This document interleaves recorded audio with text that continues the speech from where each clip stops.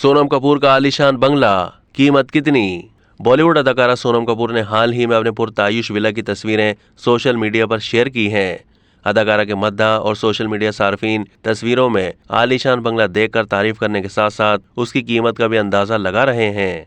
सोनम कपूर और आनंद आहूजा का ये लग्जरी घर भारत के दारुल हुकूमत नई दिल्ली के पृथ्वीराज रोड पर वाक़ है। पोश इलाके में मौजूद इस बंगले का नाम शेरमुखी बंगला रखा गया है।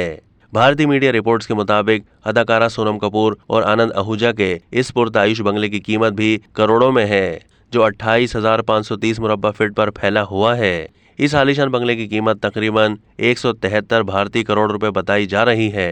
भारतीय मीडिया के मुताबिक बंगले को लिविंग एरिया से लेकर स्टडी तक को लग्जरी और महंगे शो पीसेस की मदद से सजाया गया है। सोनम की जानिब से शेयर की गई तस्वीरों में घर में महंगे फानूस, फूलों से मुज़य्यन डाइनिंग टेबल और मैचिंग फूलों की झलक नजर आ रही है। घर में किताबें रखने के लिए अलग कमरा रखा गया है। जोड़े ने अपने घर को कई महंगी पेंटिंग्स और दीगर खूबसूरत चीजों से भी सजाया हुआ है। याद रहे कि बॉलीवुड अदाकारा सोनम कपूर ने 8 मई 2018 में कारोबारी शख्सियत आनंद आहूजा से शादी की थी।